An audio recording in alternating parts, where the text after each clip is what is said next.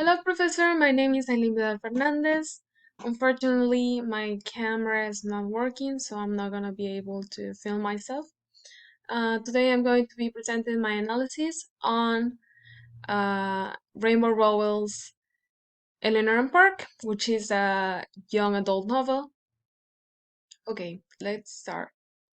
First, we have the lexical relations. Meronymy, antonymy, synonymy, homonymy, multi-word units, hyponymy, and these are all I could find. So let's start with meronymy. In this paragraph, when Eleanor was a little girl, she thought her mom looked like a queen, like the star of some fairy tale, not a princess. Princesses are just pretty. This is a clear example, I believe, of meronymy, because queen, princess, and princesses are all meronyms of fairy tale. The same happens in when she's describing her hair.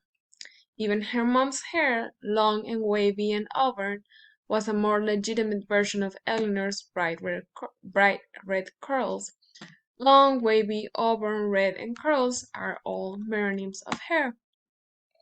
In antonymy, there's this example where her mother was statuesque, Eleanor was heavy; where her mother was finely drawn, Eleanor was much. In synonymy, we have garbage and trash, homonymy, hair and hair, and multi-word units such as phrasal verbs, catch up, hold up, come on, to count, all of these. And we also have hyponymy, since mother, mom, girl, queen, and princess are all hyponyms of woman. So, in my final analysis, I said that one of the most interesting connections was this one, which is the comparative, because Eleanor is comparing herself to her mother, and in that she's using antonyms to contrast how she sees herself and how she sees her mother. Um, in her view, everything is better on her mother. And we also have uh, multi-word semantic units, which are phrasal verbs, and these are a clear example of lexical relations, since these are intrinsically related one to another. Hold and up mean a totally different thing as separate units. That's why when we use a phrasal verb, we are implying a conjoined meaning that forms essentially another word.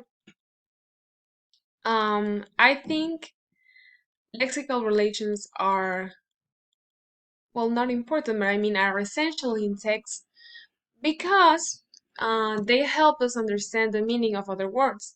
So we can relate all of these words together. It makes for a cohesive text, and it makes us build the world that the author is trying to describe us. So we can imagine how her mother looks because she's described as a queen from a fairy tale, and she's not a princess because princesses are just pretty, and Eleanor's mother is beautiful as a queen. Uh, in the comparison, where her mother was statuesque and she was heavy, where her mother was finely drawn, Eleanor was much, we can see how Eleanor views herself and how he views her mother. And this is really helpful to understand the meaning of these words. So, making these connections overall helps us understand better what the author is trying to say. I think that's everything for today. Thank you.